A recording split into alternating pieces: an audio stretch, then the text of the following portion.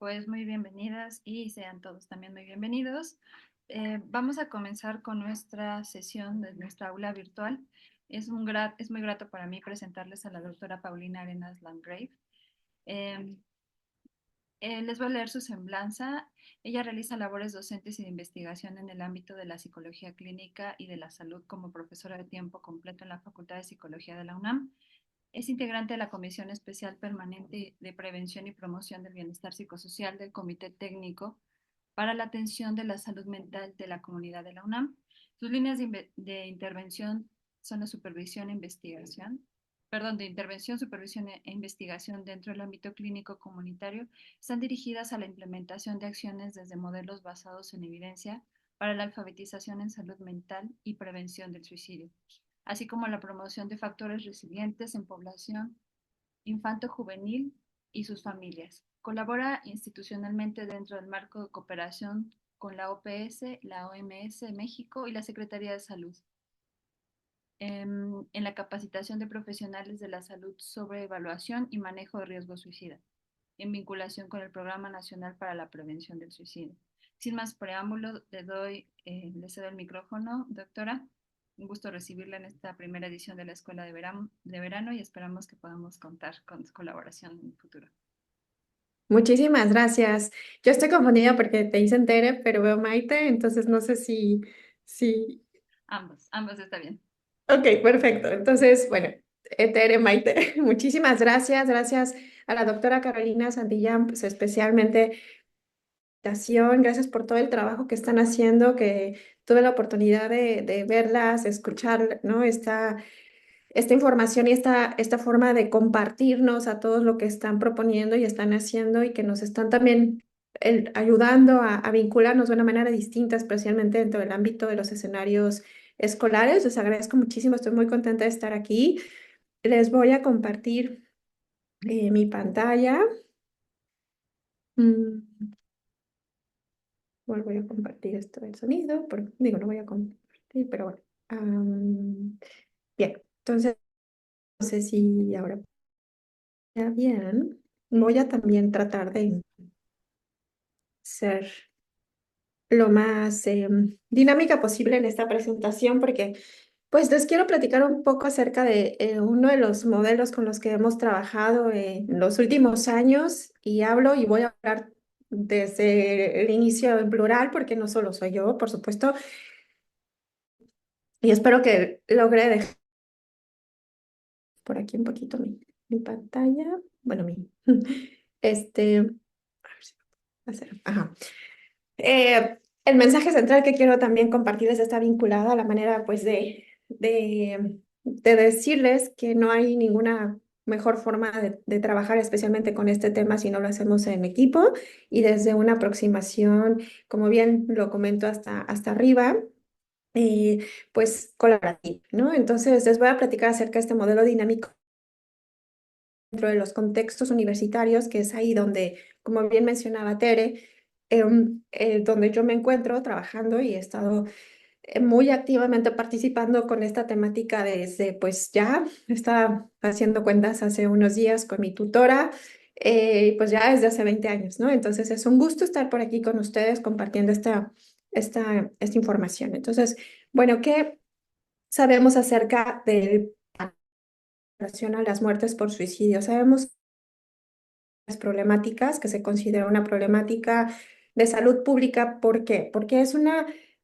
muerte que se ocasiona y que por eso es que se le ubica todavía dentro de estas muertes por accidente o estas muertes prematuras que no están vinculadas con un aspecto de em, enfermedad y que y cada vez nos ha quedado más claro, perdón, que no es una enfermedad, ¿no? El suicidio tiene que ver con un comportamiento sumamente complejo en el cual interactúan de diferentes esferas de la vida de un individuo, no solamente la personal, sino la social, la biológica, por supuesto, em, el contexto, ¿no? Que cobra un papel fundamental. Entonces, es una de las principales causas de a nivel global y que va en aumento en nuestros países.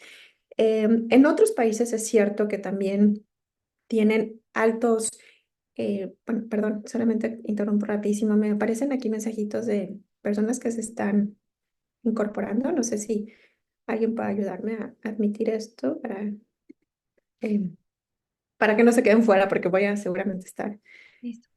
ayuda con esto. Gracias. Entonces, indica que ha ido en aumento y que en algunos países les decía que han logrado como entender o encontrar estrategias como para que el aumento no continúe, incluso ha empezado como a disminuir. Sin embargo, no es la situación que nos ocurre a nosotros en México en particular, en general, ¿no? Ha sido evidente durante los últimos años que a nivel de la región de las Américas, la mayoría de nuestros países aumentaron en un 17%, o sea, en temáticas, problemas de salud y comportamientos de esta naturaleza. Em, Suicidio aumentaron en un 17% en la región y especialmente en nuestro país, en jóvenes entre los niños, o sea, vemos de menores alrededor de los 10 años ya, ¿no? Que empiezan a tener, a ocupar el tercer lugar o el cuarto lugar de muertes por suicidio en 10 a 14 años, niños y adolescentes, en donde el incremento se ha visto principalmente allí y bueno, que nos hace de reflexionar y de entender estos datos, no solamente a nivel de epidemiología y a nivel me voy a concentrar yo más en este aspecto de qué podemos hacer, porque el panorama lo tenemos muy claro, de todo este comportamiento complejo de entender y pues por supuesto de abordar y de tratar, ¿no? Entonces, ante este panorama, ¿qué podemos hacer desde el 2022? 2023 confío en que sea todavía parte del mensaje que se mantenga en relación a qué podemos hacer ante las muertes por suicidio y la Organización Mundial de la Salud decía, bueno, crear esperanza a través de la acción, pero las acciones muy claramente delimitadas como pues, al momento de entender un poco más en qué consiste en una muerte por suicidio, creo que es la mejor forma en la cual podemos aproximarnos, ya que entendemos o tenemos un panorama lo más claro posible en función de qué es lo que la persona decía terminar con su vida. Entonces ahora tenemos que aproximarnos al cómo podemos nosotros ayudar no solo a prevenir las muertes por suicidio, sino entender de qué manera podemos para que estas vidas tengan sentido, ¿no? O sea, como un poco entendiendo que hay muchísimos factores, pero en esencia asociados a su vida o con la vida de una persona, pero que hay que identificar cuáles son estos factores en común y bueno, mucho nos ha dicho la literatura en materia de suicidología, cuáles son los elementos en común a todo suicidio, qué es lo que se desde los diferentes elementos o herramientas como las cartas póstumas, como las autopsias psicológicas, psiquiátricas que hemos aprendido ¿no? Entonces ahora creo que sigue siendo algo muy valioso el preguntarnos cómo vamos a hacerlo. Y una de las cosas que a partir del 2018 empezamos a diferentes tomadores de decisiones, actores, ¿no? Tanto investigadores como científicos, clínicos, políticos y personas que han estado trabajando en este tema años, pues como empezamos a dialogar un poco más, de manera más conjunta sobre, bueno, qué estamos haciendo y hacia dónde ir, ¿no? Entonces, una de las cosas que integradamente es, bueno, si necesitamos dar una respuesta a nivel nacional, porque en el 2020 se cumplía, perdón, el año en el cual pues tenía México que dar una respuesta en función de, bueno, cómo está haciendo para prevenir las muertes por suicidio, parte de los Estados miembros que conforman la Organización Panamericana de la Salud, pues por eso fue uno de los llamados en ese año, ¿no? Como de qué está pasando y qué estamos haciendo. Entonces, el mejor enfoque de prevención a nivel nacional implica un trabajo intersectorial, coordinado y orientado que integra los procesos básicos de atención a riesgo suicida, que esto es algo muy importante y creo que es en lo que hemos tratado de trabajar muchísimo durante estos últimos en la universidad nivel general, porque pues hay muchos programas, más allá del que les voy a a platicar. Hay muchos otros programas como CREAS, por ejemplo, que han hecho trabajo también desde hace muchísimo.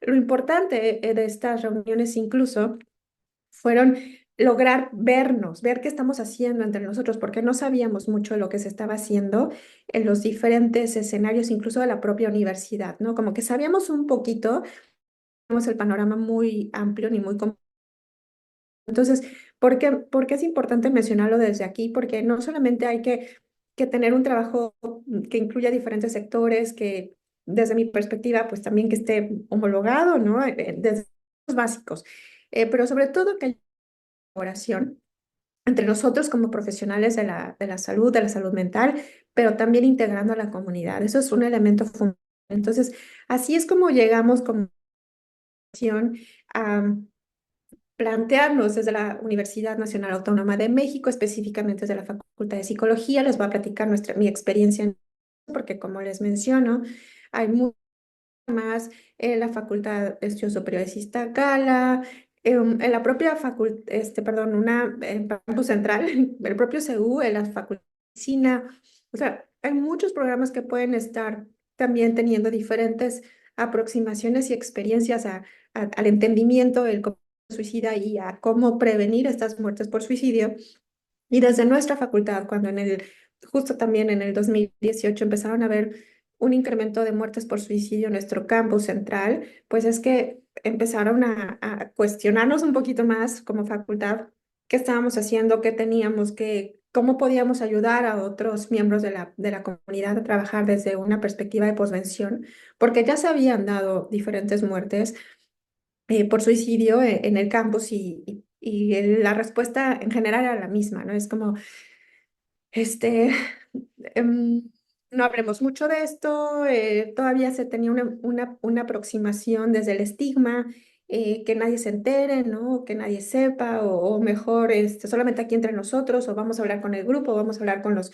Porque también es cierto que no solamente estamos hablando de las muertes por suicidio de los estudiantes, sino de la comunidad en general, y esto incluye a todos los académicos y también trabajadores de la propia institución. Entonces, en este año, en el 2018, es que pues, una de las propuestas que yo, junto con el equipo, algunos de ellos se han mantenido trabajando con nosotros ya por muchos años, bueno, por al menos estos 6 años, empezamos pues, a ver qué podíamos hacer, ¿no? Para dar esta respuesta desde lo clínico, porque ya sabemos a nivel de datos qué es lo que está pasando y que estas muertes van aumentando, pero ¿qué hacer cuando se presenta una situación de crisis? Y entonces empezamos a formar el programa que ahora se llama PADIRS, el programa de atención a personas con depresión y riesgo de suicidio. Y ahí nos encontramos con un reto bien grande porque justo estábamos en el 2016 empezamos a trabajar con uno de los modelos que también veíamos que en las secundarias con las que trabajábamos desde nuestros proyectos comunitarios estaban teniendo un incremento de muertes por suicidio. No, nunca antes visto en algunas, ¿no? O sea, como al fin de año escolar se había muerto, se había quitado la vida una adolescente de tercer grado, pero justo como se dio esta muerte en el cambio de año escolar, pues lo que decidieron hacer es como no compartir la noticia en la comunidad y entonces solamente como la familia, porque no fue en la escuela, fue en su casa y entonces esta forma de aproximarse otra vez volvió a abrir todas estas necesidades de la comunidad en relación a saber qué hacer y qué está pasando, ¿no? Y por qué se da esto, pero sobre todo lo que genera una muerte por suicidio alrededor. Ya sabemos que tiene un impacto muy, muy importante en la comunidad. Entonces, desde ahí empezamos a trabajar con las autoridades de esa escuela y pues estábamos aprendiendo, ¿no? Acerca de la terapia dialéctico-comportamental. En ese momento, pues apenas estábamos nosotros empapándonos de lo que implicaba y lo que era la DBT, conocida ahora como DBT. Estoy hablando desde del 2015-16, ¿no? Y de repente, pues nos vemos en la necesidad de, bueno, tenemos que trabajar más este modelo con los adolescentes, pero además en un contexto escolar, en una secundaria, con papás y con adolescentes, con un calendario muy complejo en el sentido de incorporar otras cosas, y con los papás que sabemos todos los que hemos trabajado con adolescentes y en escuelas, que es muy difícil tener esta población, ¿no? De papás, porque pues de repente llegan no sé, un número determinado, o sea, por ejemplo, no sé, 100 papás, ¿no? Las juntas de padres de familia y vemos que es como embudo, o sea, se quedan muy poquititos. Entonces, con estos poquititos que se quedaban cada vez que hacíamos cualquier convocatoria para hablar en la escuela respecto a esto, fue con los papás con los que empezamos a trabajar y entonces empezamos a plantear todo un trabajo en una de las escuelas al sur de la Ciudad de México y desde ahí es que empieza a evolucionar todo lo que les voy a platicar ahorita en la atención pues que tenemos en nuestro programa PADIRS, ¿no? Pero surge ahí, surge en escuelas secundarias, públicas y bueno, yo les platicaba 20 años atrás, pues desde que estaba haciendo mi servicio social iba a las escuelas con el equipo del laboratorio de la doctora con la que me formé y pues desde que tenía, ¿no?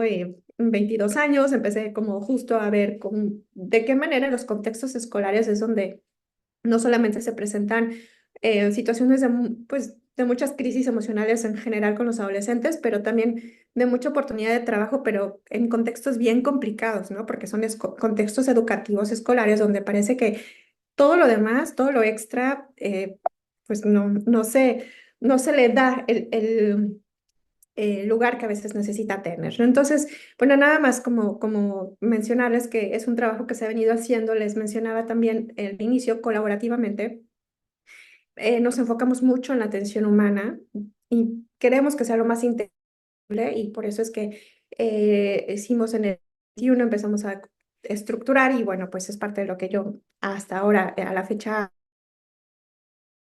retoma de pues para dar una atención a la prevención de las muertes por suicidio en nuestra población mexicana. Y bueno, pues en ese entonces, en el 2021, empezamos a trabajar pues con algunos colegas, no solo de la Facultad de Psicología y de la FESI en materia de psicología, sino también de otras carreras, por ejemplo, la Facultad ahora de Obstetricia. De enfermería y obstetricia. Entonces, trabajamos a partir de la pandemia con este reto tan grande al que nos enfrentamos de dar una respuesta efectiva y oportuna ante este tipo de situaciones, sobre todo porque veíamos que la ideación suicida empezaba a incrementarse, sobre todo en los primeros respondientes. Entonces, pues a partir de ahí como que hicimos una pausa y nos concentramos mucho más que en la atención, en la formación a otros colegas y a otros profesionales de la salud en general en relación a cómo poder atender desde un primer momento ante una situación de crisis emocional asociada a una muerte por suicidio, cómo podemos dar una respuesta efectiva, ¿no? A nivel comunitario. Entonces, estos son solamente algunos de los colaboradores. La doctora Caro también ha participado en nuestro programa a partir pues de este vínculo interinstitucional e interprofesional pues muchos otros colegas que no mencionaré aquí no porque no estén, sino por el tiempo que tenemos, pero que me faltarían muchas diapositivas para poner todos sus nombres, ¿no? Y que quiero justo enfatizar la importancia del trabajo colaborativo y en equipo, porque si no trabajamos de esa manera, es que no hay forma de que hagamos absolutamente nada que pueda tener una respuesta efectiva y oportuna y que además esté sustentada en un proceso que sabemos y que podemos confiar en él porque sabemos que está basado en evidencia, como le decimos ahora, ¿no? Que tiene un sustento clínico y científico que me puede dar a mí la tranquilidad de saber que estoy haciendo lo que tengo que hacer. Entonces, eso es lo que hemos trabajado también mucho en este programa.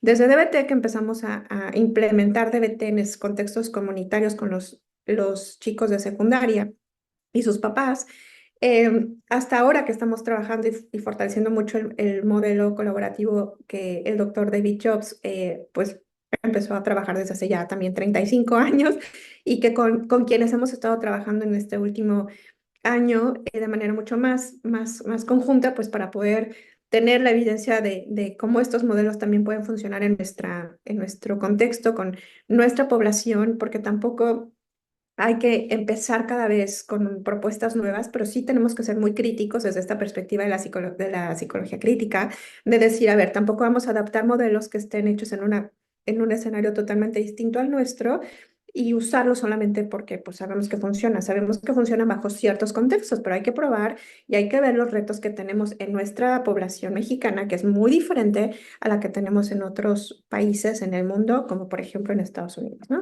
Entonces, bueno, eso es parte del reto mm, que ha acompañado mucho este modelo, ¿no? Que ahora les platicaré un poquito más. Aquí les dejo el QR para que puedan también contar con es un artículo que también decidimos hacer y que ay, tomó muchísimo tiempo para publicarse. La verdad es que desde ahí podemos ver los retos que a nivel eh, profesional y académico, científico podemos tener, porque si no son estas propuestas así como con datos no duros y numéricos, parece que en pocos lugares tienen cabida, pero que lo que queríamos hacer, y una de las propuestas que le hice yo a mis colegas, es que tenemos que dejarlo escrito en algún lugar, porque eso es algo que está nuevo por completo, es algo que, ideas que se han venido rebotando por mucho tiempo, pero que difícilmente se han podido aterrizar y que tienen una gran validez, o sea, son súper importantes porque lo que queremos es tratar de representar,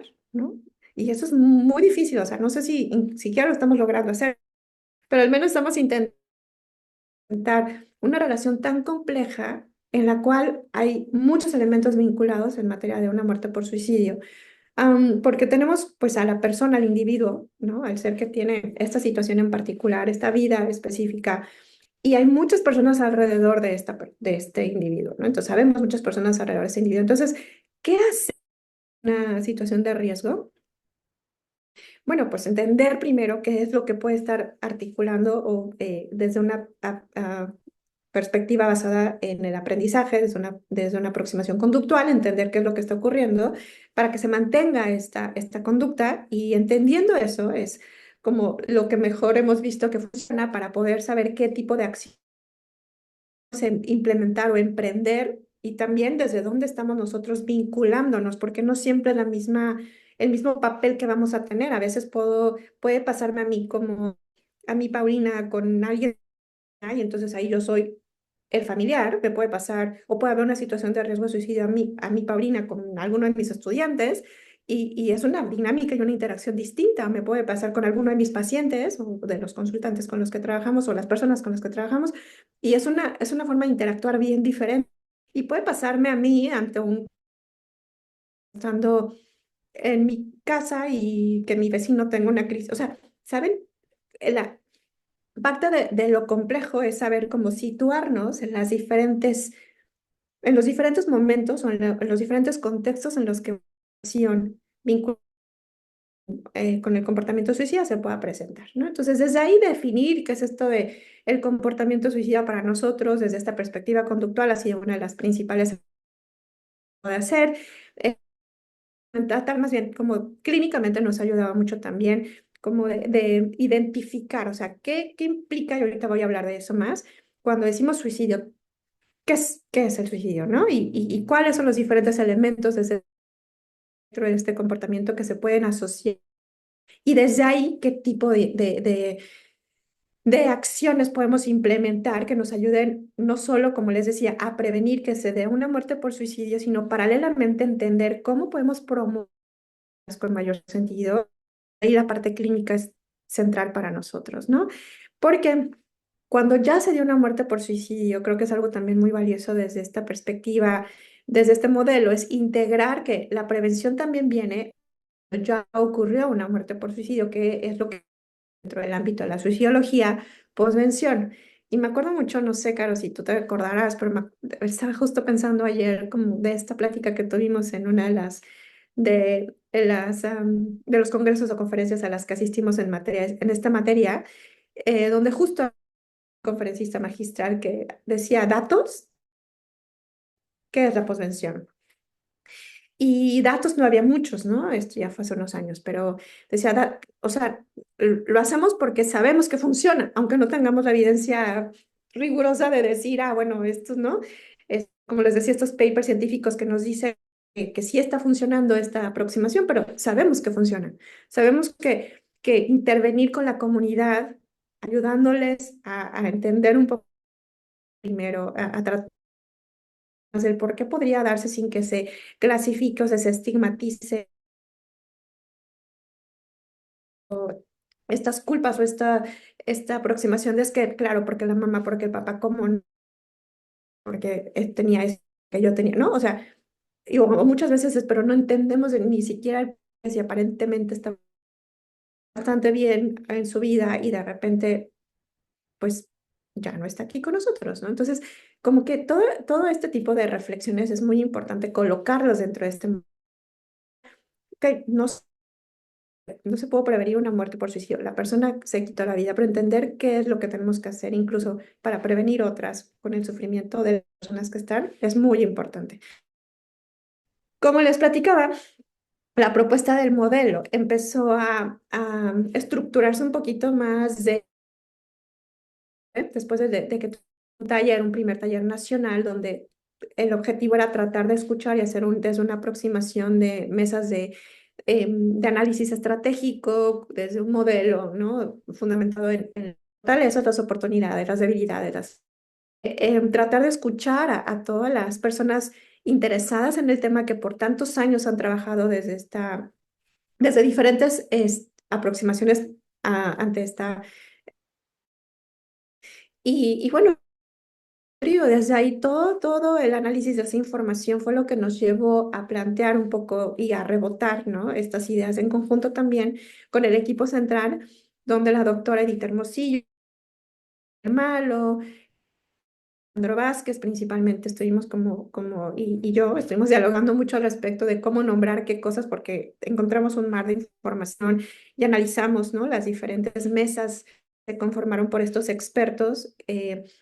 Y bueno, esto fue lo que empezó pues porque está estrechamente vinculado con el que empezó a surgir, ¿no? Desde la Secretaría de Salud también, este mayor materia pues, qué vamos a hacer y cómo vamos a dar respuesta, pero no importante de gobierno, y también es importante mencionarlo porque sabemos que es parte de lo que estructuralmente te va a facilitar y abrir puertas o complicar y tener más barreras, ¿no? Siendo un tema que nos ayude a seguir abriendo muchas más puertas. Les digo, el trabajo de todos es lo más importante para poder tener una respuesta efectiva y humana. Y entonces, a partir de estas respuestas de este taller, se empieza a consolidar más lo que es la idea de de lo que ahora llamamos órdenes, ¿no? De riesgo de suicidio. Entonces, les pongo esta diapo porque, o sea, a lo mejor esto fue más en el 2022, no después de la pandemia, cuando estaban habiendo muchas cosas también en materia de infraestructura en relación a nuestra Secretaría de Salud, ¿no? Entonces, pero bueno, es un modelo que se articula muy bien con lo que se propone después en las modificaciones a la Ley General de Salud en materia de salud mental y adicciones, donde se justo privilegia un modelo pues mucho más social, promoviendo toda la atención que incluya a la comunidad, a la familia, y que en ese momento también generó muchísima inquietud de cómo vamos a hacer ahora, porque el cierre de los hospitales psiquiátricos, que era lo que se pensaba en su momento, ¿no?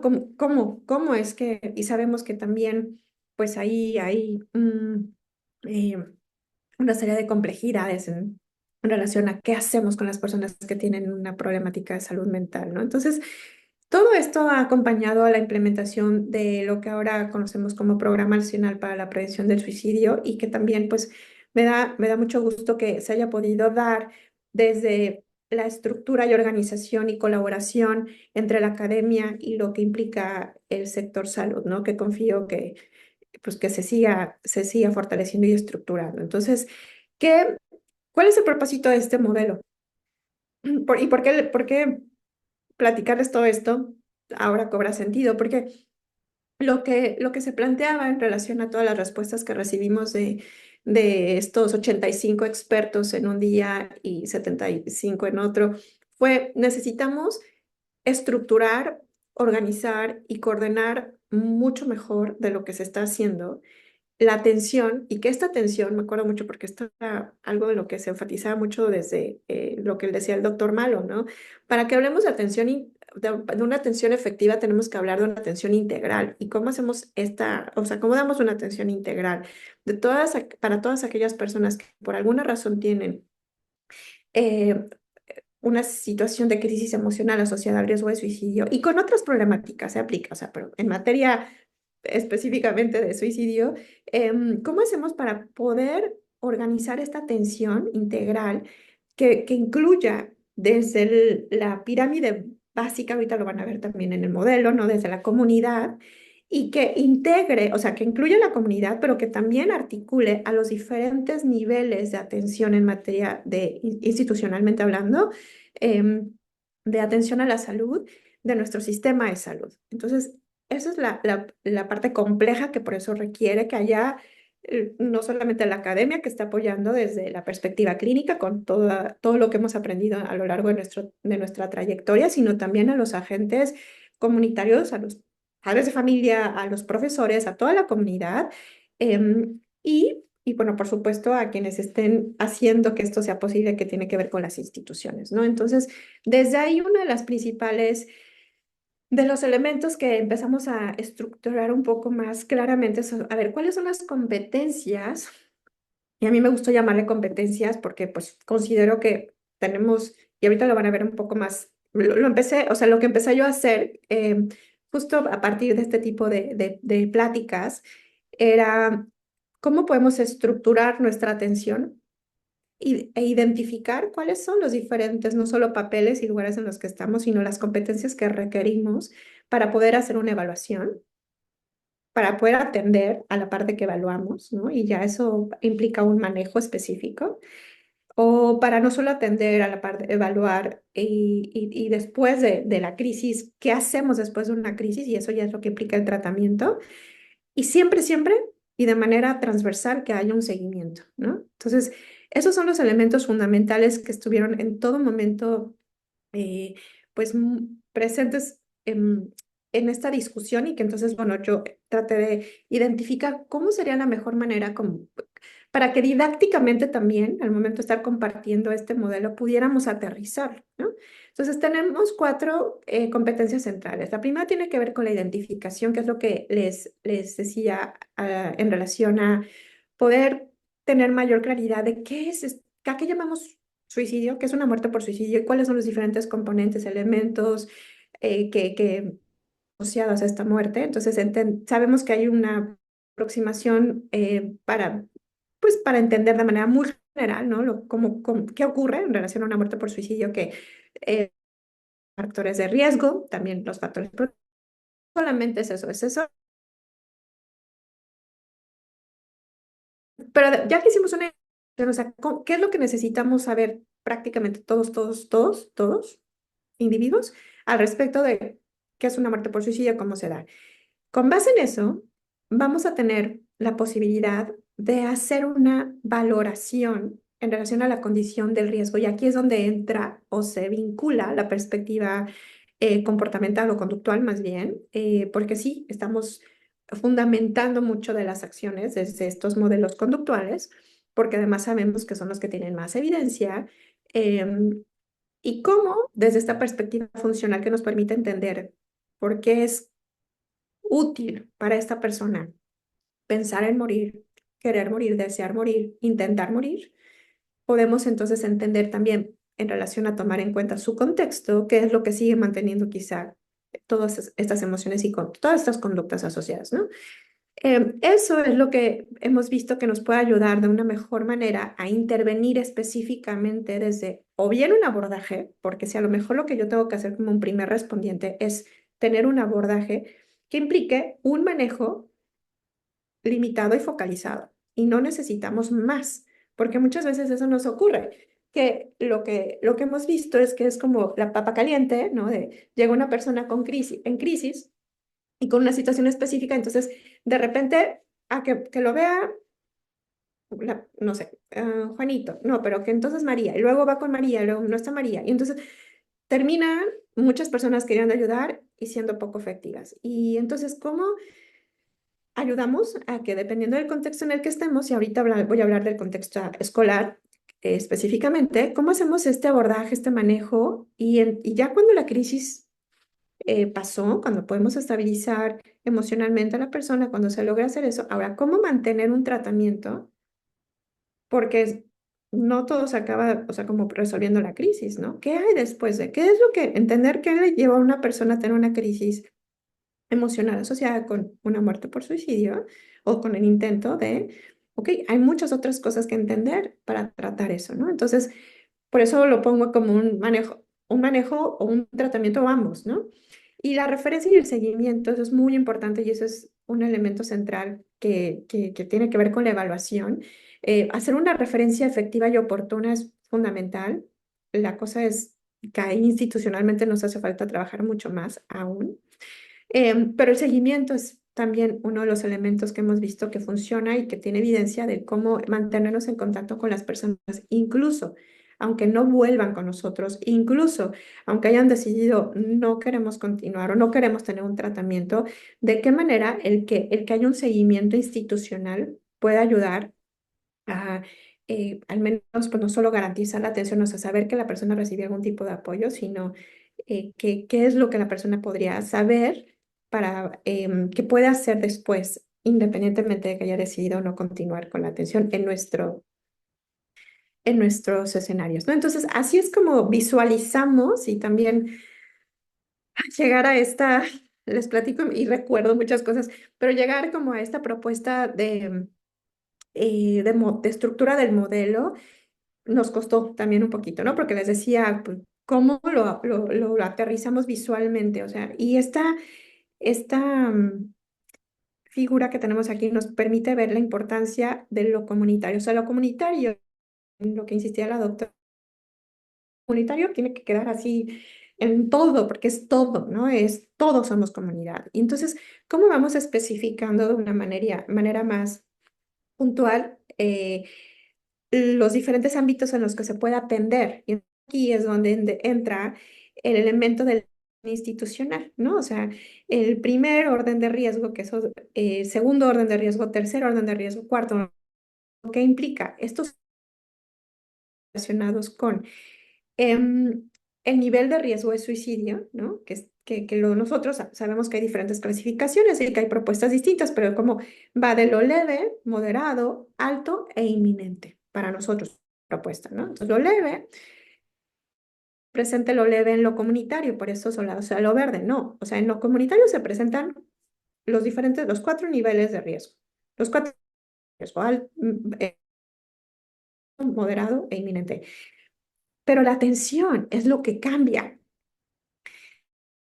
En lo comunitario se dan cuenta es que a todos puede pasar en cualquier momento tener diferentes situaciones que impliquen un nivel de riesgo que dé una respuesta específica para saber si es un riesgo alto, ¿no? Otra vez, medio, alto o es fortalecernos en estos dos elementos. O sea, que todo el mundo sepa qué hacer ante una situación de crisis emocional en lo comunitario, pero también tener una relación muy estrecha con los servicios de atención de emergencia, de urgencias, cuando hay una situación de riesgo inminente. Pero no dejarlo, porque eso es lo que es mucho antes, ¿no? Es como alguien que llegue, y yo soy tutor en la escuela o si soy incluso personal de salud, en primer respondiente, si la persona refiere deseos de terminar con su vida, como que la respuesta inmediata era tienes que ver al psiquiatra. Bueno, ve al psicólogo, ¿no? Definitivamente yo no puedo hacer nada al respecto, entonces tienes atención especializada. Y es mucho de lo que este modelo plantea, ¿no? Como decir, no, a ver, todos podemos hacer algo, absolutamente todos, pero tenemos que saber qué nos toca hacer y qué queremos hacer, porque eso también es importante de tomar en cuenta.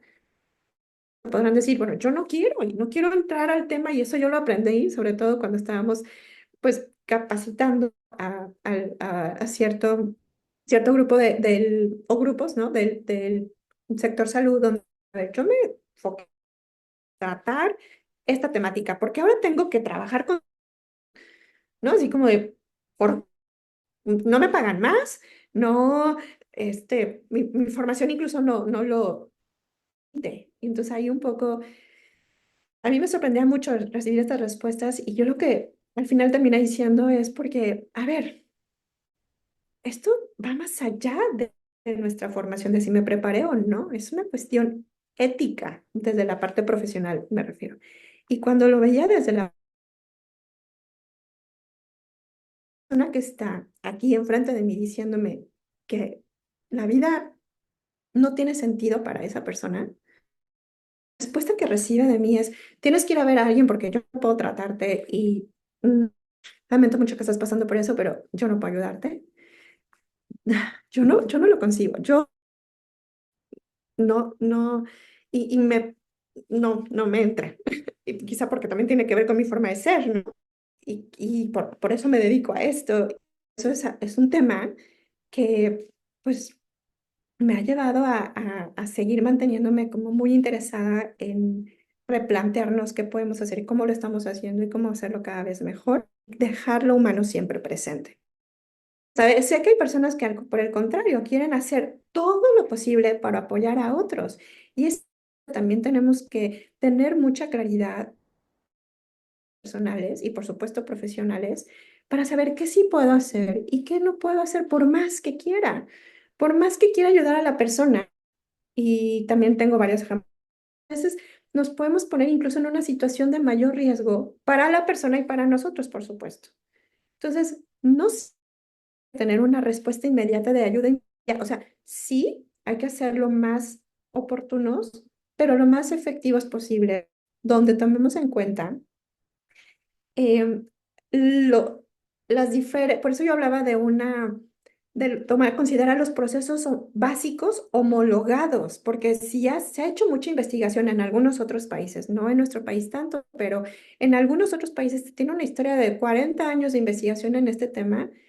Hay que aprender. Una de las cosas que me decía un colega hace no mucho en una reunión fue como, bueno, lo que pueden aprender muchos países que están en esta propuesta, em, vaya, nueva de unos años para acá, para tener un plano, una estrategia nacional para prevención de suicidios, que pueden, ella él decía, ¿no? Pueden aprender de los errores que nosotros y que muchos de nuestros países han cometido.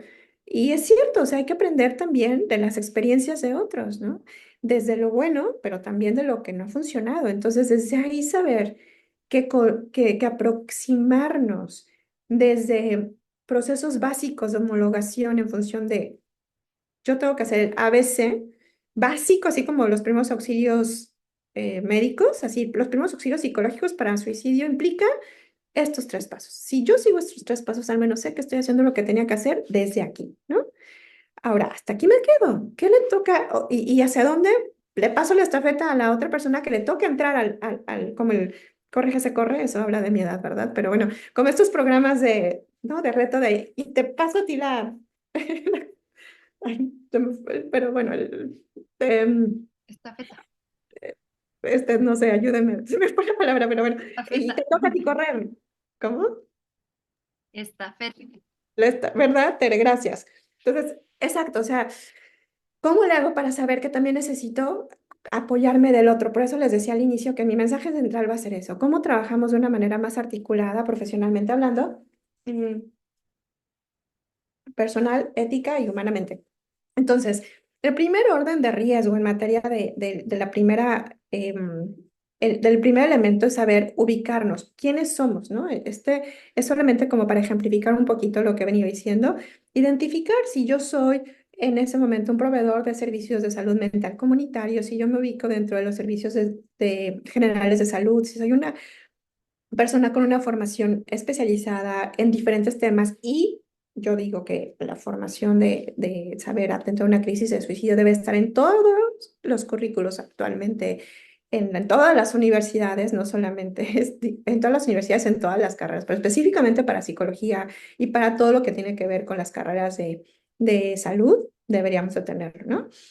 Eh, ¿y qué pasa si yo soy un primer respondiente dentro del equipo de emergencias o seguridad? Entonces, sabiendo cuál es mi papel ante una situación de riesgo, entonces, ¿qué hago como para, o sea, les decía, entender qué implica cuando yo hablo de suicidio nos va a ayudar muchísimo a saber. Entonces, ok, esto que esta persona me está diciendo tiene que ver con un pensamiento de muerte.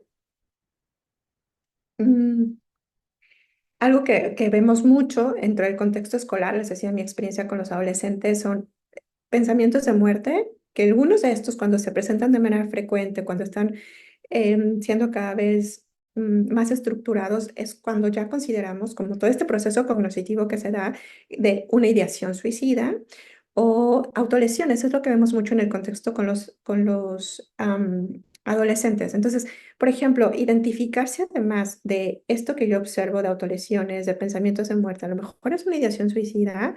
am, ¿Cómo diferenciar cuando, y eso es lo que nos va a ayudar a identificar cuando esto es un riesgo leve, cuando este riesgo, además de lo que la persona me está diciendo de que ya su vida no tiene sentido, sé, ¿no? Que ha tenido esto desde hace tanto tiempo, que le ha pasado esto a lo largo de su vida, que tiene un contexto familiar muy adverso, que no tiene una red de apoyo social, que vive en una colonia donde hay un alto índice de violencia, que o sea, que tiene bueno, que ajá, hay deserción escolar o que tiene tantas materias reprobadas que ha vivido acoso escolar, o sea, toda la multiplicidad de factores de riesgo asociados es lo que tenemos que considerar también cuando hacemos esta identificación. Y eso es parte de la evaluación. La primera evaluación que podemos tener nosotros, y me pongo ahora, me posiciono desde mi papel de docente, profesora, ¿no?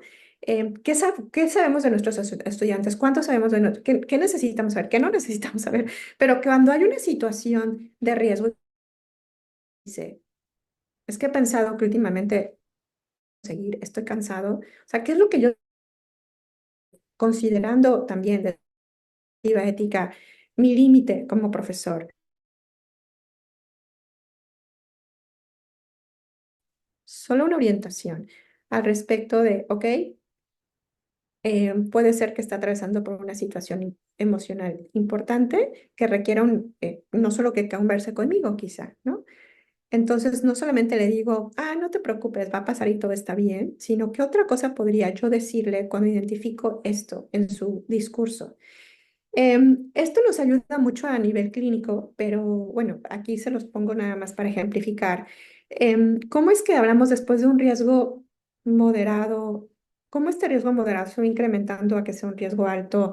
Que este riesgo luego se convierte en un riesgo inminente, pues va en escalada no solamente lo que nos dice la persona, sino lo que observamos en materia de su contexto, ¿no?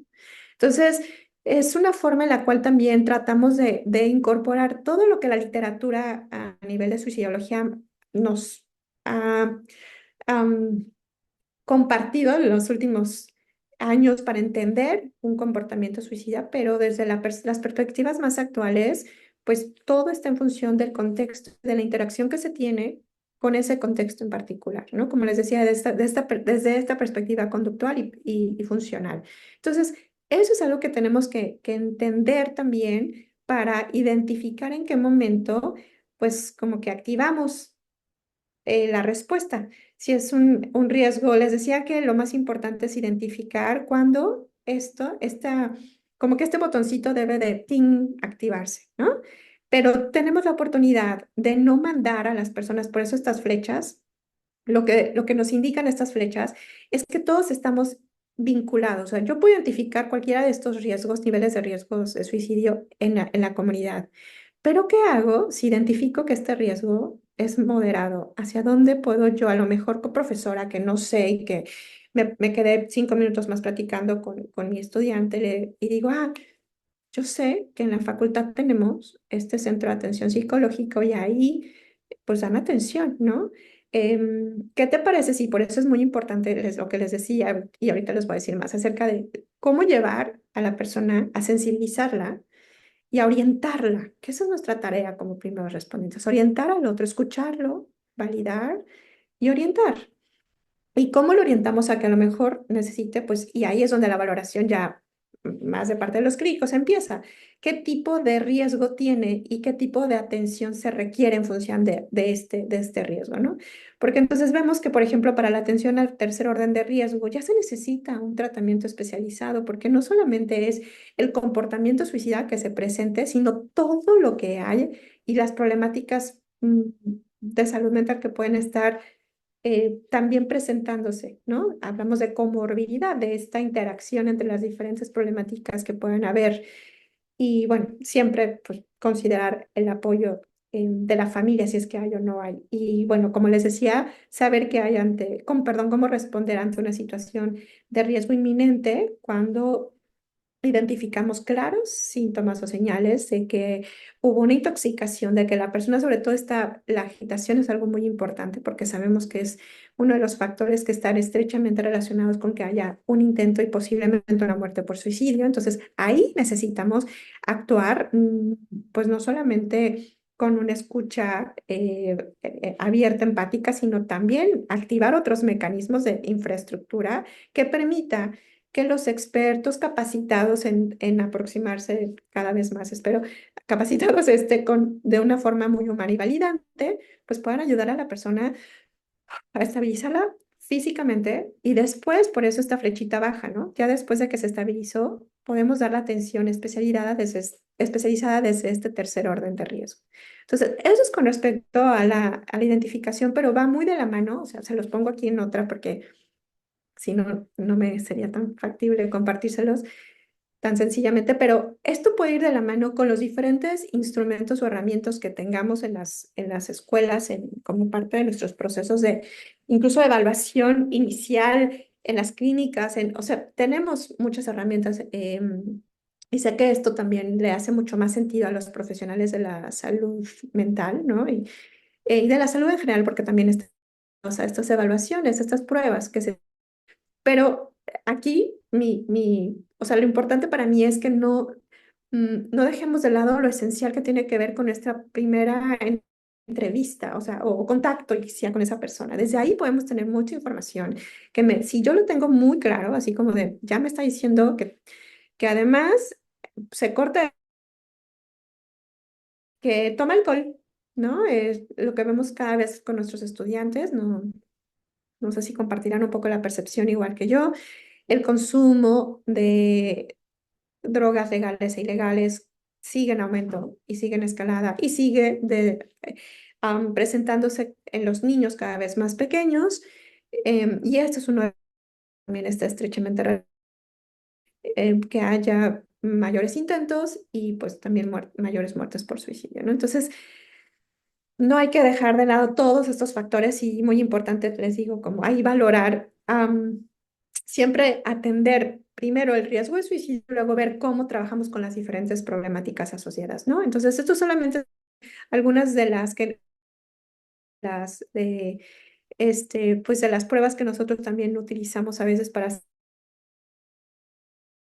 la clínica a profundidad que se acompañe también con estos instrumentos, porque pues también tenemos que tener alguna forma de justificar nuestras acciones. Y aquí viene lo más importante que tiene que ver con ya lo más importante, una de las cosas más importantes que tiene que ver con lo que sigue, ya que yo identifique el riesgo, ya que lo valoré, ok, y entonces, ¿qué tipo de abordaje, manejo, tratamiento voy a tener? Y aquí es donde el modelo lo que plantea es una aproximación escalonada, o sea, todo esto, si se dan cuenta, es como un modelo de atención escalonada, ¿no? Es decir, ¿cómo vamos a hacer? Pues sabemos que desde lo comunitario podemos hacer muchas intervenciones a informar a las personas acerca de qué es el suicidio para que conozcamos un poco más, para que des- am, para que vayamos desestigmatizando más este comportamiento, porque tiene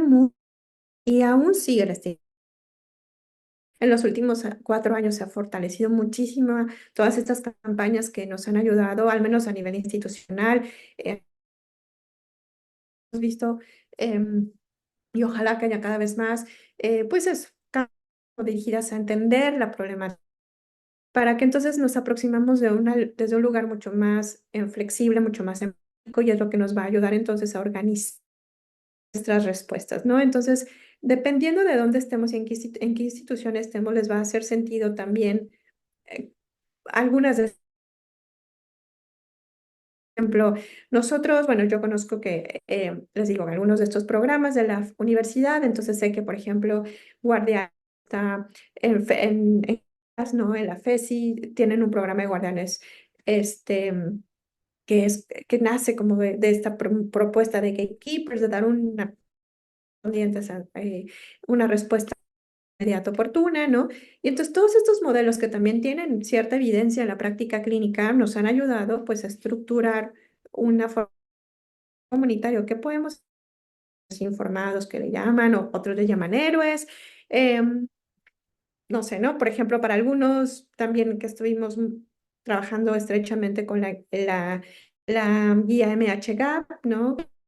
Explica, bueno, pues cómo, aunque no somos profesionales especializados, pero sí estamos en el ámbito de la salud en general, que acerca de las problemáticas de salud mental nos va a primeros respondientes. Y lo que los datos nos dicen es que si el 75 de las personas que se quitaron la vida, que está documentado, antes de morir por suicidio, denme un segundo.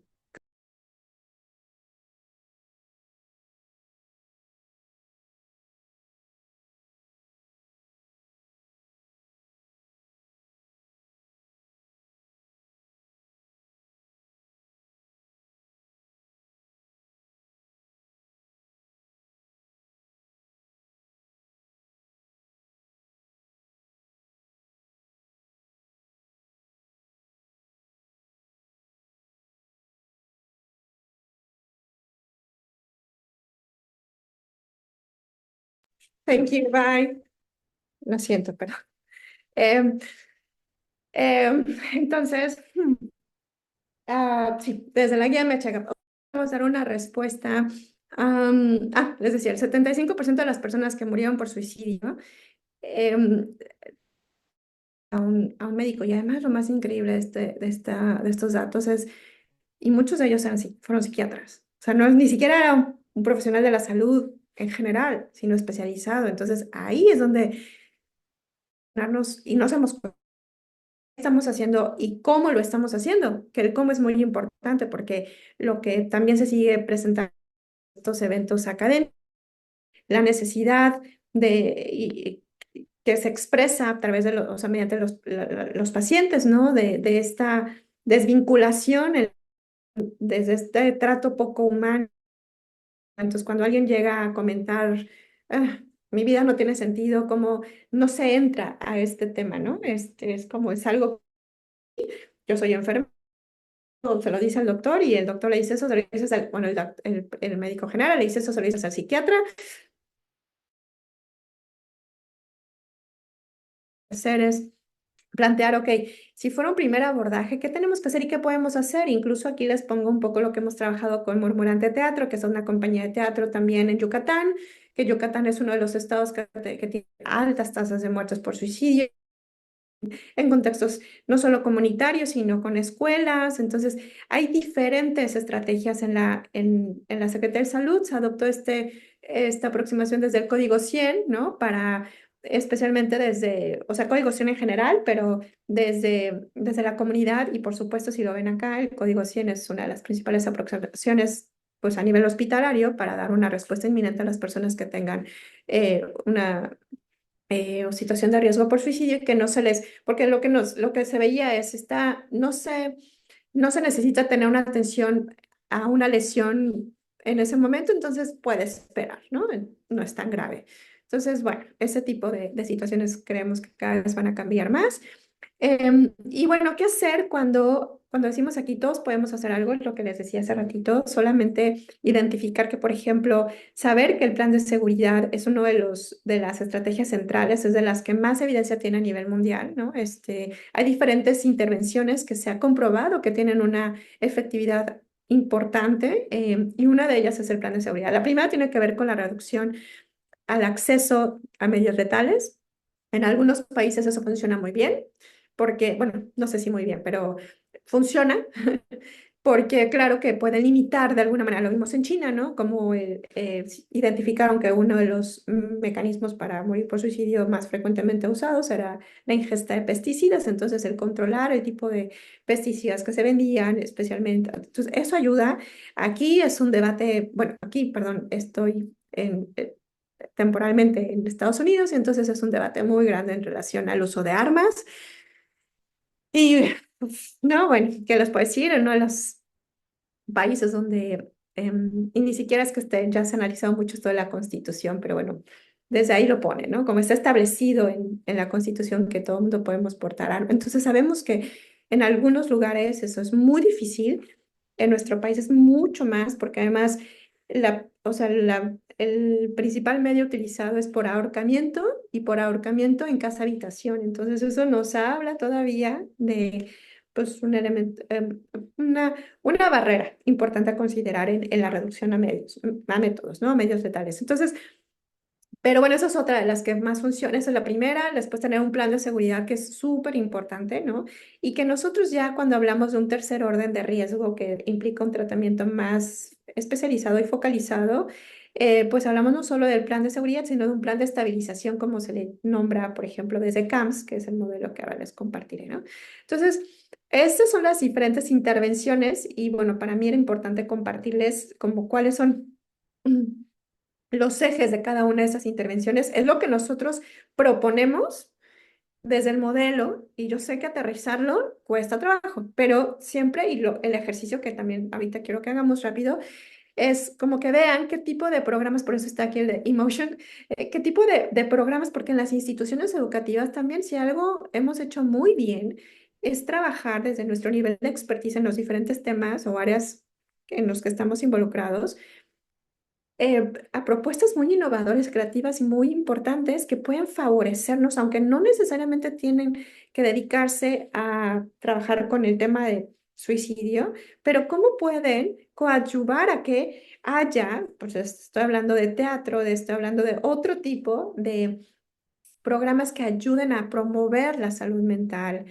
y bueno, sabemos que la promoción de la salud mental es sumamente amplio y desde ahí ya estamos haciendo algo. O sea, no todos tenemos que volvernos además suicidólogos, ni todos tenemos cómo saber tratar, ni todos o sea, tenemos el comportamiento suicida y problemáticas asociadas, ni no, solamente hay que saber qué es lo que nos toca hacer a cada quien y hacerlo lo mejor posible e informarnos de qué están haciendo los demás y qué están haciendo en nuestra escuela en nuestra institución para poder integrarnos y comunicarnos mejor. Entonces, eso es lo que van a encontrar en el artículo, que son las diferentes propuestas de intervención am, ante los diferentes órdenes de riesgo. Todos establecen un entorno seguro, si se dan cuenta, eso es como uno de los elementos fundamentales, cómo nos aproximamos. Esto es para el primer y segundo orden de riesgo, luego el primero y cuarto, perdón, que son como la conexión con la comunidad y los servicios hospitalarios, pero en el segundo y tercer orden también, si se dan cuenta, es volver a enfatizar en el entorno seguro, en una aproximación humana, empática, pero pues no dejar de lado la valoración y pues implementar este plan de estabilización porque sabemos qué es lo que funciona, ¿no? Esto solo es un ejemplo y esto es un viejito. Cuando lo hicimos con, eh, yo les,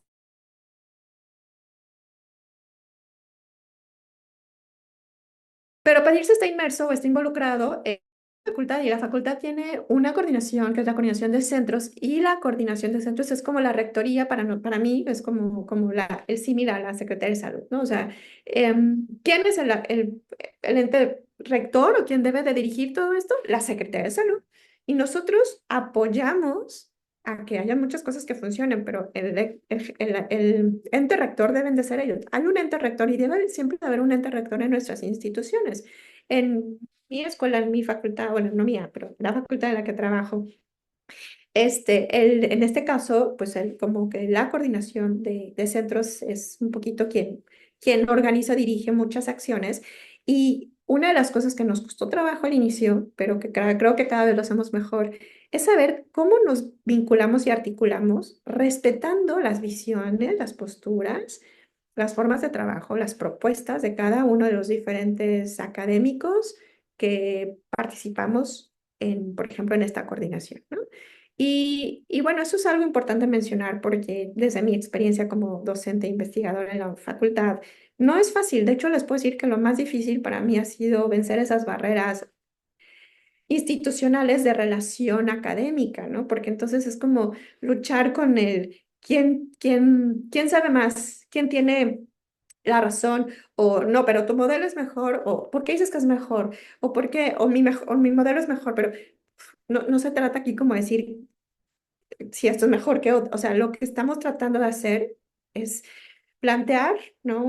Una propuesta, una estructura que además justo lo que busca es que sea integradora. O sea, no queremos decir, ah, lo que ustedes tienen que hacer es esto, no.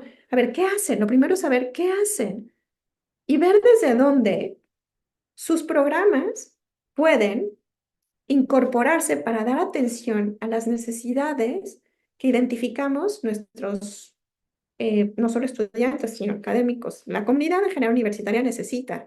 Entonces, todos los programas, si se dan cuenta, por eso vinculados a esta coordinación, por ejemplo, a nivel comunitario, un ejercicio que hacía con la doctora Ale López, en este caso, que fue quien hizo esto, es saber, ok, ayúdame a entender más cómo funciona Modoris para saber cómo desde la coordinación podemos ver qué programas podrían ayudarnos a dar respuesta a estos diferentes niveles escalonados de atención que proponen, ¿no? Entonces, a ver qué programas pueden ayudar en lo comunitario, como les digo, a promover, a fortalecer la salud mental en general. Que si hay expertos en adicciones, hay expertos eh, eh, en salud sexual, o sea, desde el tema que ustedes manejan, ¿cómo? ¿No? Y luego ya que pasamos de primer orden, en un segundo orden, cuando ya identificamos factores de riesgo asociados, ¿cómo podemos y desde dónde, qué programas tenemos en los diferentes centros de atención psicológica? La posibilidad de atender en este segundo orden con ya problema, o sea, problemas o factores más o mayor nivel de riesgo, digamos, ¿no?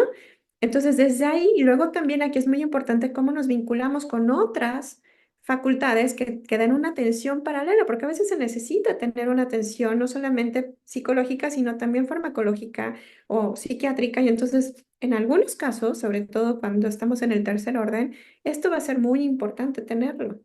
Entonces, desde ahí, pues trabajamos mucho con el ASQ, que es también una herramienta que nos ha ayudado a que es efectiva, es rápida. Estamos en el proceso de validación en México desde hace ya un tiempito, pero bueno, es una de las cosas que esperamos aterrizar este año.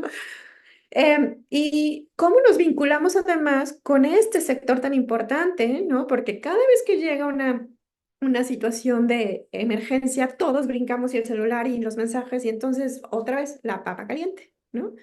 Y entonces reflexionar, a ver, ¿cómo hacemos para cuando realmente es una situación de riesgo inminente, qué hacer, ¿no? Y cómo, qué programas están ahí, cuáles son también los diferentes, porque la universidad es una institución educativa. Nuestro principal propósito está vinculado como no a dar lo que quiero decir es no a dar una atención, o sea, es una institución que en materia de salud mental, o sea, no, lo hemos vinculado muy bien, ¿no? Con las prácticas, con la formación en la práctica, y tanto licenciatura como posgrados, pero en realidad, pues somos una institución educativa, entonces claro que tenemos un doble reto, o sea, formar a nuestros estudiantes, entender a nuestros estudiantes. Tenemos que tomar en cuenta los principios de ética fundamentalmente en relación a quienes van a atender a los otros. Entonces, desde ahí, por eso necesitamos programas están disponibles si no tenemos realmente incluso el personal formado, capacitado, porque ese es otro reto que con el que estamos, que formamos, bueno, ahí Caro sabe más que yo, porque, y luego, ¿no? La atención, o sea, de repente se van, y es normal que se vayan, porque muchos estudiantes y es parte de lo que queremos, pero después tenemos que, o sea, nos vemos como en la complejidad de dar atención con un nivel de demanda muy alto y que no podemos con todo, ¿no? Entonces, bueno, ya como para ir cerrando, porque lo había pensado como en una hora y dejar tener la oportunidad de escucharle, los elementos son como pilares desde nuestro abordaje. Lo que les decía, si se dan cuenta, lo van a ver en el artículo, pero para que les haga sentido, trabajamos mucho en las capacitaciones. Primero que se identifique cuál es la angustia que nos genera a nosotros hablar de este tema, porque algo nos mueve, nos dice algo, ¿no? De nosotros y nos dice también algo de responder a las emergencias. Entonces, ¿cómo respondemos nosotros como profesores, como personas?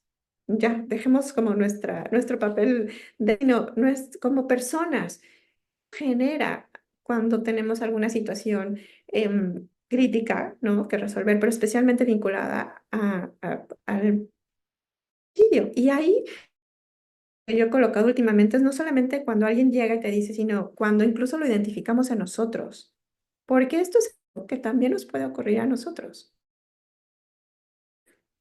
de presentarse en nuestra vida.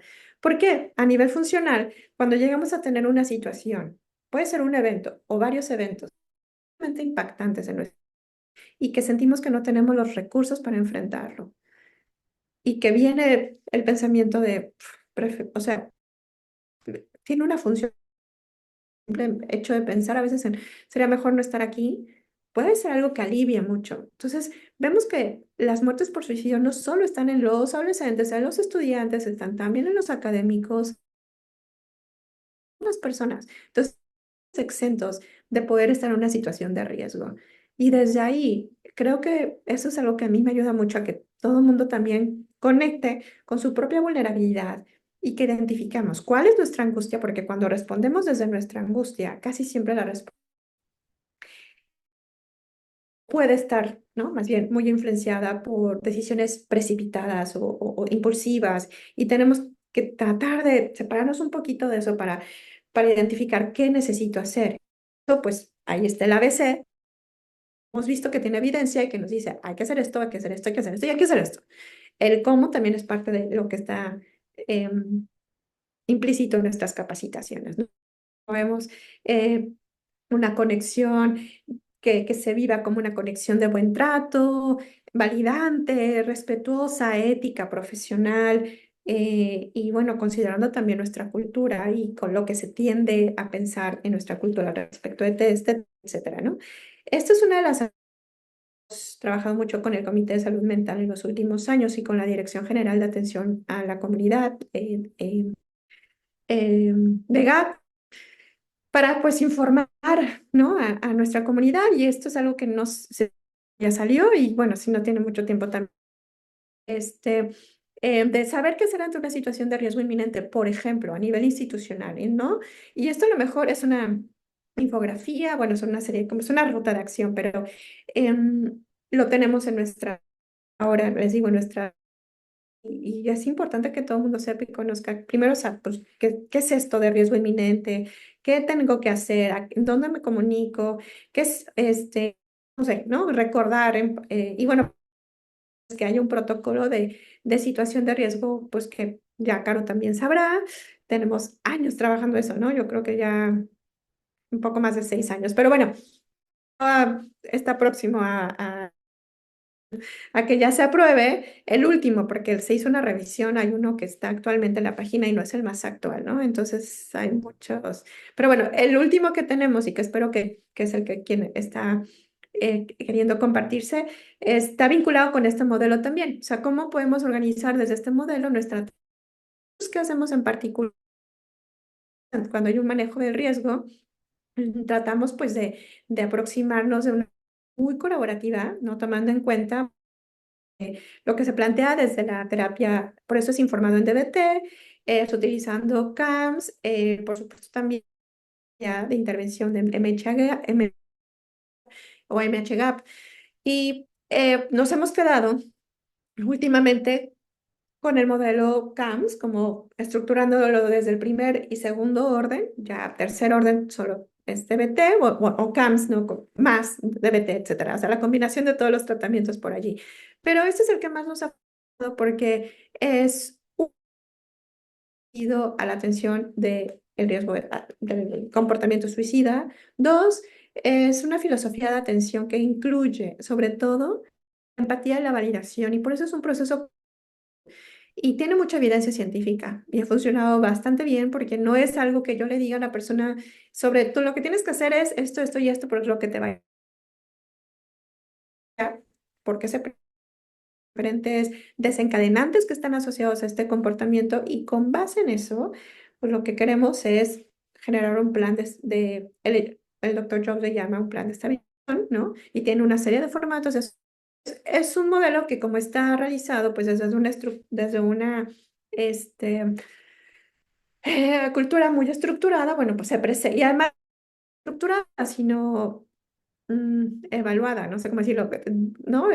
Como de estar haciendo lo que tienes que hacer y aquí pues hay los comités de ética y realmente tienen un papel muy importante y entonces se evalúa todo lo que se hace y entonces no puedes hacer algo sin que esté documentado. Entonces es una de las razones también por las cuales este modelo eh, se implementa, ¿no? Entonces, em, y bueno, para nosotros en su momento trabajando con los de MHGA, lo que hicimos fue pues estructurar este plan de seguridad colaborativo, ¿no? Que pudiera incluir en algún momento organización más desde eso les digo, está informado porque este modelo de plan de seguridad se incorporó en el MHGA para que todo el mundo supiera al menos cuáles son los diferentes elementos que sí o sí deben de estar. Podemos hacerlos de diferente manera, o sea, no siempre empezamos con la reducción al acceso a medios, o sea, puede ser que yo casi siempre empiezo desde esta validación, preactivación de apoyo, ¿no?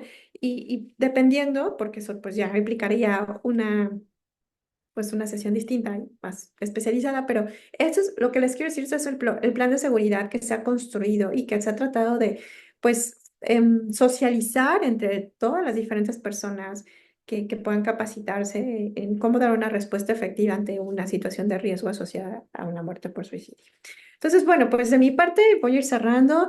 Yo les invito a que, pues todos los que nos estén escuchando, espero que esta charla sea de ayuda. Sé que la propuesta de Tere y de Caro es pues socializar un poquito lo que hacemos en nuestras instituciones, platicarles y comentarles pues lo que nos ha funcionado, qué no nos ha funcionado, creo yo hasta ahora desde mi perspectiva, el no escucharnos, el creer que tengo que hacer algo diferente y que me va a generar además como una carga extra mi trabajo. O sea, creo que desde ahí esas son las barreras con las que nos hemos topado y la manera en cómo las hemos enfrentado es justo pues teniendo mayor apertura a entender qué es lo que la otra persona está pensando y está sintiendo y está incluso deseando, necesitando, pero pues eso es la comunicación lo que nos ayuda a lograrlo y pues desde ahí encontrar puntos en común, ¿no? Desde ahí mi perspectiva de Betiana, el camino del medio se da. Y tratar pues yo solo motivarlos a que traten de hacer como este ejercicio de, ok, yo soy profesora o yo, ¿cómo haría? ¿En dónde entro yo aquí en el Modoris, ¿no? ¿En dónde me ubico? O sea, yo podría en algún momento, en materia de respondientes, ¿no? Dar una respuesta en el primer orden de riesgo, en el primero y en el segundo, el primero, segundo y tercero, o solamente pues como en un ámbito de comunitario, o también desde los servicios de urgencias, o sea, no sé, dependiendo de quiénes y en dónde trabajen, ¿no? Y qué hagan. Entonces, esa es como la reflexión con la que quiero ir concluyendo y nada más decir que pues contar o tener un protocolo, una guía de acción siempre para manejar, sobre todo el riesgo suicida es muy importante porque es lo que realmente nos va a ayudar a disminuir la brecha en materia de salud, de la atención a la salud mental, con los diferentes em, servicios, ¿no? En los diferentes servicios en los que estemos, sobre todo porque la demanda es sumamente alta, somos muchos, muchos, muchos, muchos, quienes necesitamos una atención, muy pocos especialistas quienes podemos proporcionarla. Entonces, ¿cómo organizar como esta estructura comunitaria para que también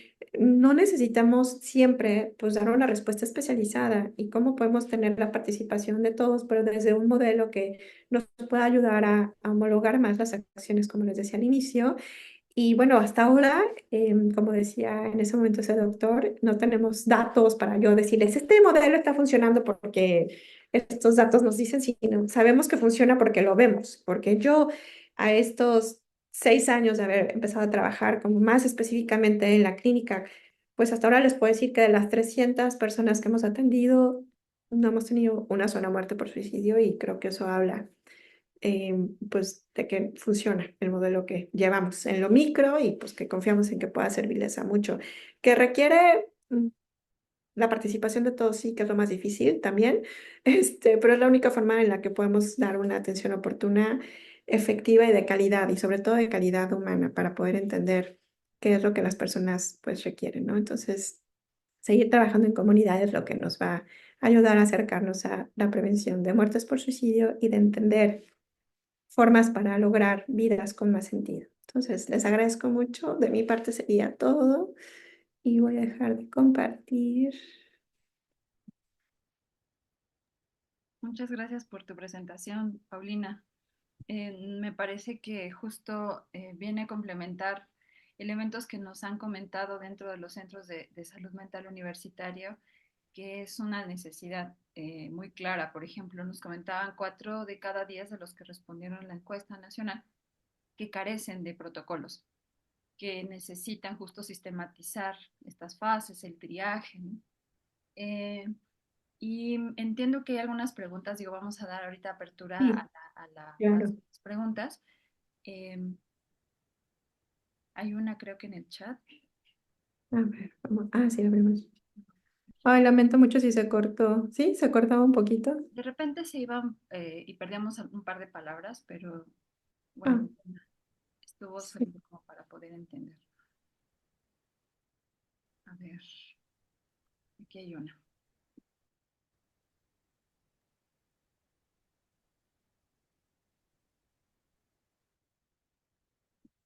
Comenta la psicóloga Claudia Ivonne Pérez, ¿cómo han realizado la vinculación con las instituciones especializadas para la atención específica a los o las usuarias que detectan riesgo alto e inminente? ¿Son instituciones públicas, privadas, ambas? El tema es conocer un poco la sensibilización que existe para cubrir la demanda que se tiene. Gracias. Ujú. Gracias, Tere. Sí, bueno, pues lo hemos tratado de hacer más desde casa, es decir, sí tenemos vinculación con instituciones públicas, o sea, tenemos desde la facultad, pues se tiene el Instituto Nacional de Psiquiatría, es como, como que a veces el primero en el que pensamos, ¿no? El hospital también, el Fray Bernardino. Y lo que más les puedo decir que no se funciona y sobre todo ahora, por ejemplo, desde la Dirección General de Atención a la Salud, ¿no? De la de GAS, es pues que algunos de los que recibieron capacitaciones durante la pandemia, que además resultó que trabajaban ahí, ahora, por ejemplo, uno de los psicólogos y que también es primer respondiente y trabaja en la de GAS, ¿cómo hemos hecho esta forma de trabajo colaborativo? Y bueno, por eso les diría que la sensibilización, como menciona Claudia, es muy importante y la hemos logrado teniendo como capacitaciones, ¿no? O sea, que conozcan un poco esto del modelo. Creo que les hace muchísimo sentido cuando y les gusta, ¿no? Además, que vea que no todo tiene que recaer en ellos.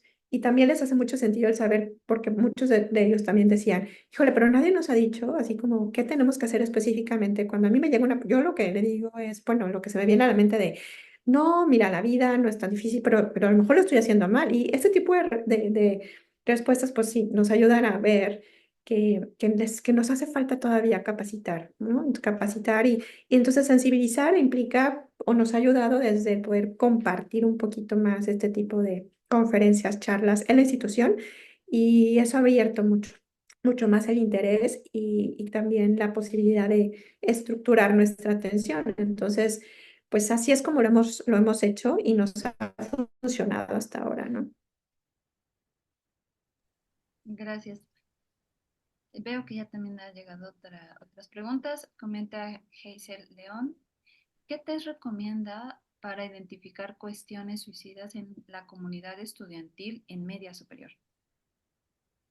Am, mm, Pues uno del cual nosotros usamos muchísimo es el ASQ, como les mencionaba, está traducido al español. Estamos trabajando en la validez, pero es un instrumento que está incluso de acceso libre y que nos funciona bastante bien.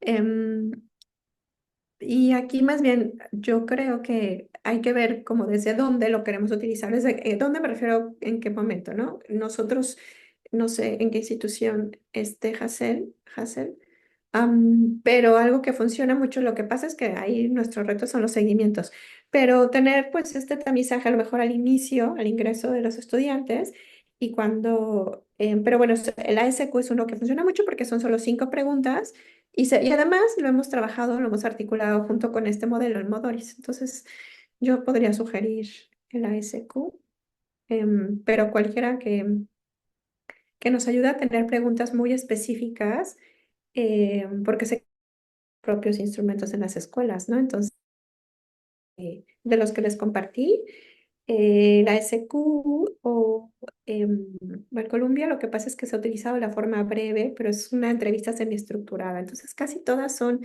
semiestructuradas, pero lo que sí he visto es que el PHQ realmente no es tan útil para suicidio porque tiene una pregunta con poca nivel de sensibilidad y más bien son 2 preguntas, una pregunta, entonces como que nos puede dar muchos falsos positivos. Entonces, pues yo me iría más con el ASQ. Gracias. Ujú, Gabriela Luna comenta, es importante que se pueda legislar en la obligatoriedad para las escuelas de capacitar a su personal en el tema.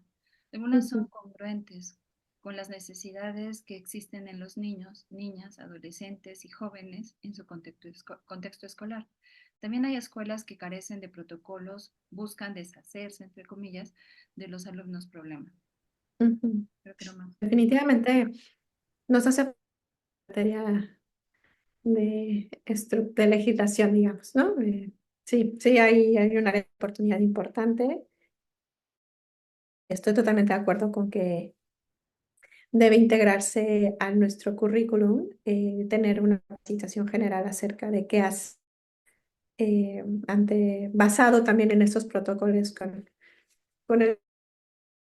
cómo manejar los riesgos, el riesgo de suicidio, sí. Tengo una duda si mientras el público se anima o alguien más tiene algún comentario. Para ti, Paulina, cuando han emergido estas temáticas, me dedico también a dar clases de metodología de la investigación, fundamentalmente de asesorar tesis.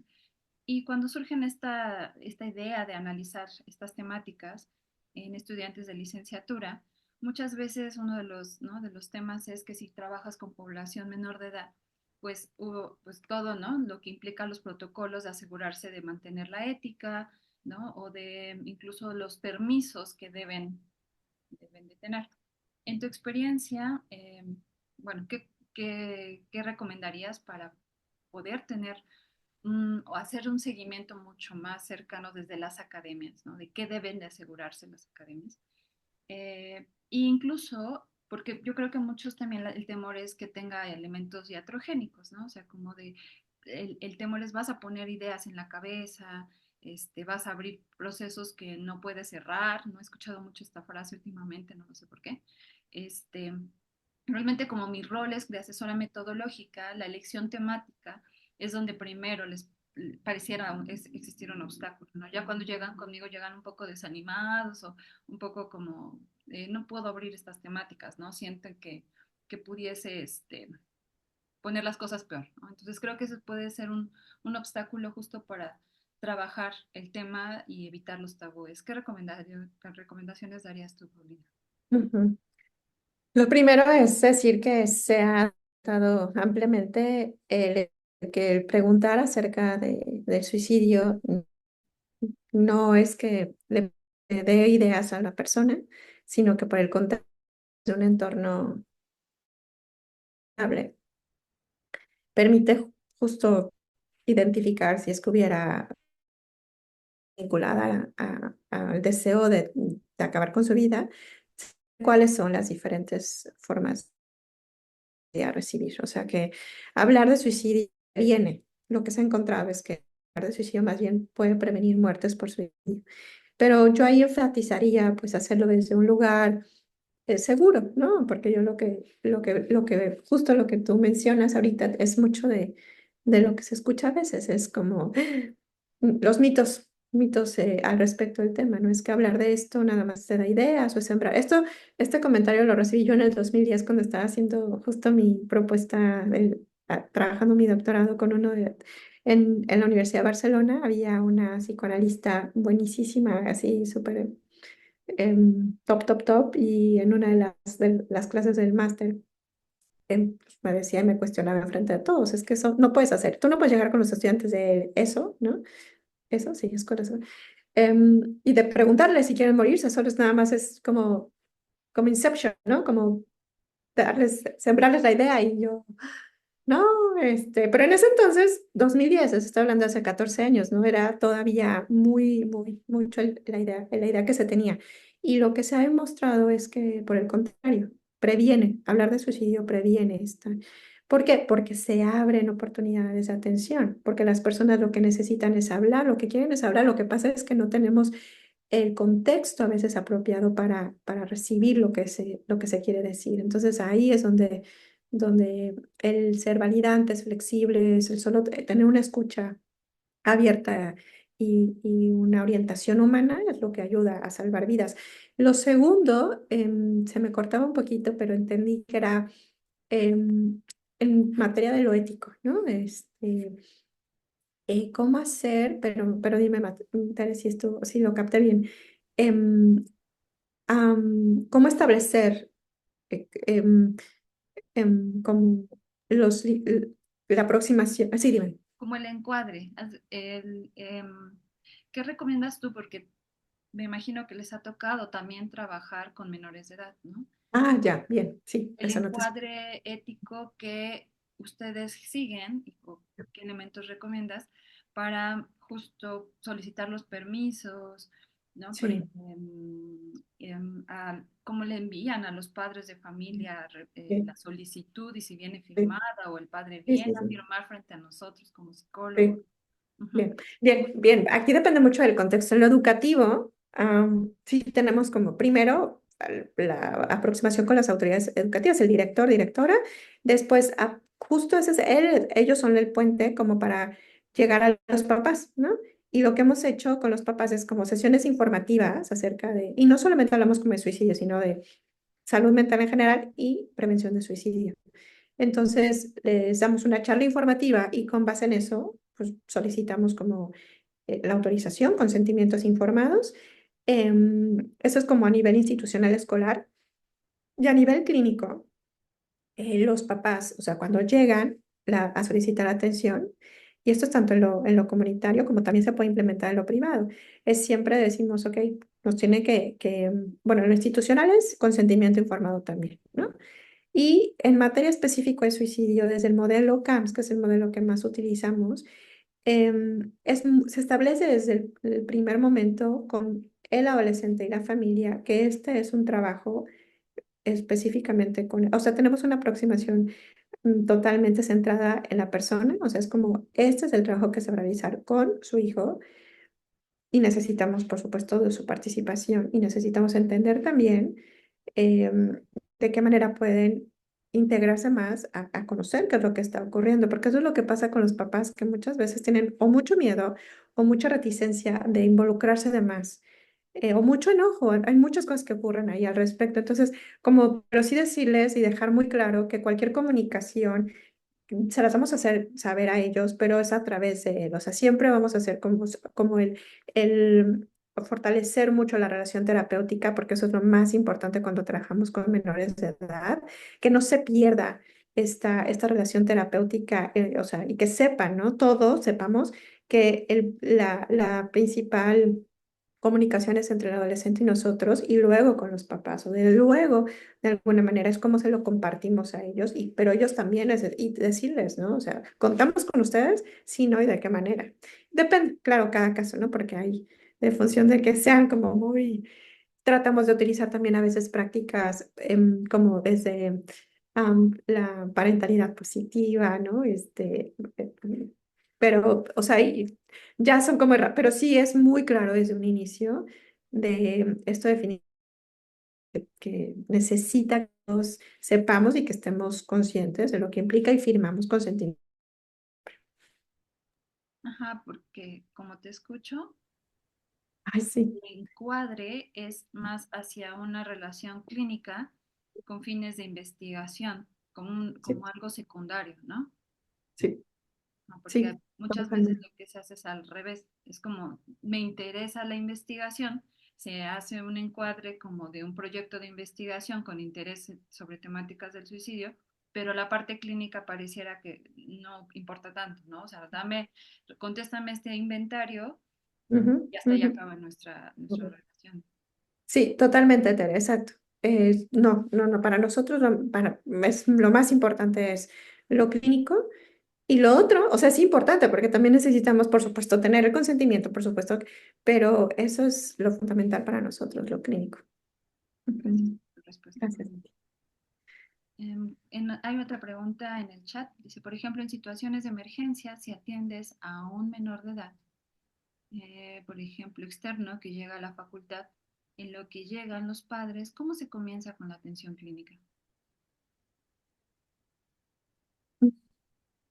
Mm, Nunca nos ha tocado, bueno, en mi experiencia, nunca me ha tocado trabajar con un menor de edad en la facultad.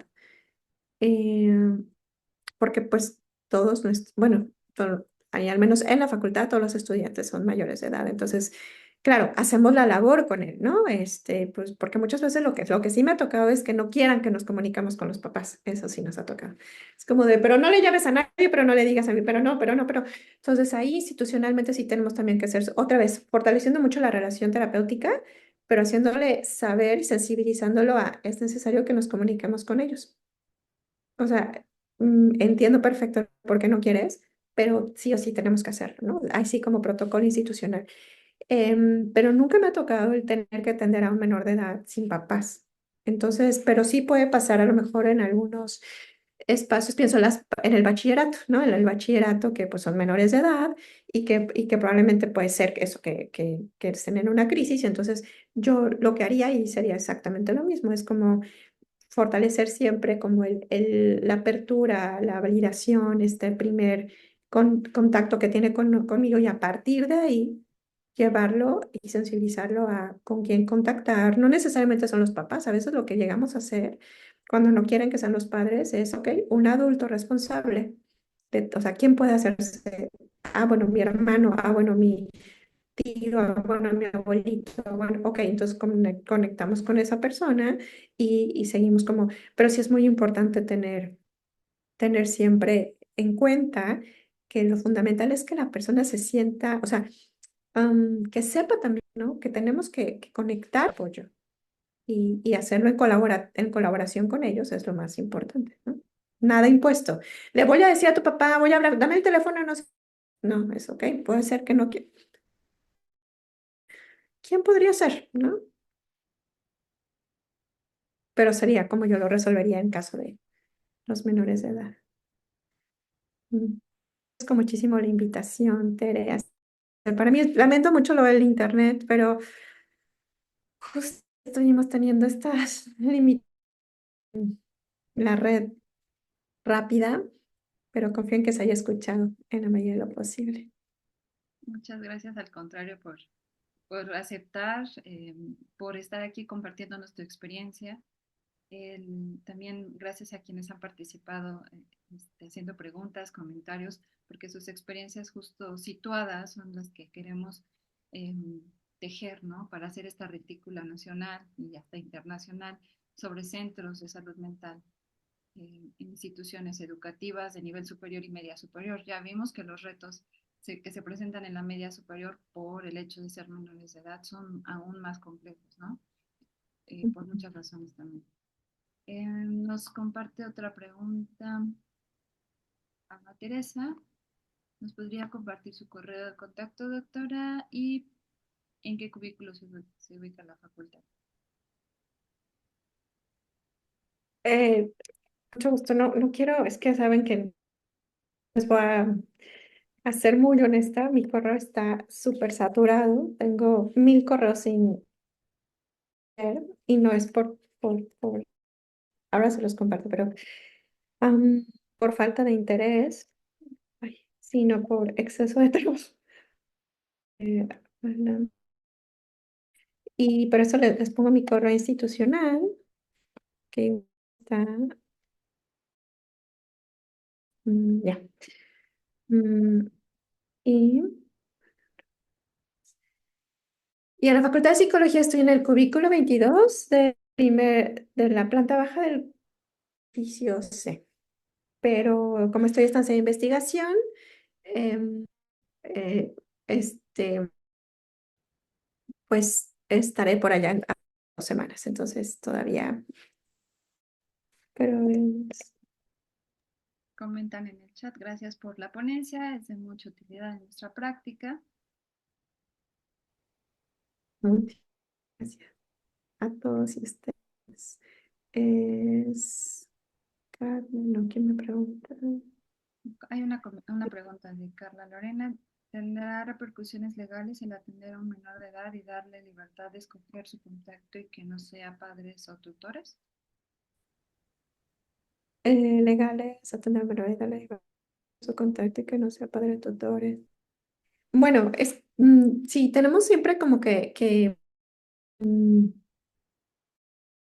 esto por un lado y por otro lado, si estamos nosotros trabajando en lo institucional nos avala siempre, o sea, nosotros no podemos recibir, por ejemplo, a alguien, clínicas comunitarias en la facultad, por ejemplo, sin que venga acompañado de sus padres.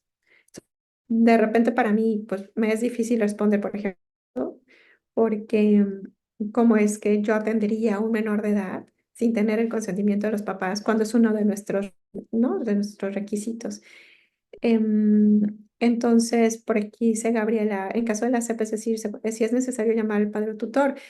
O sea, sí necesitamos tener siempre comunicación con los padres y tutores, definitivamente, siempre.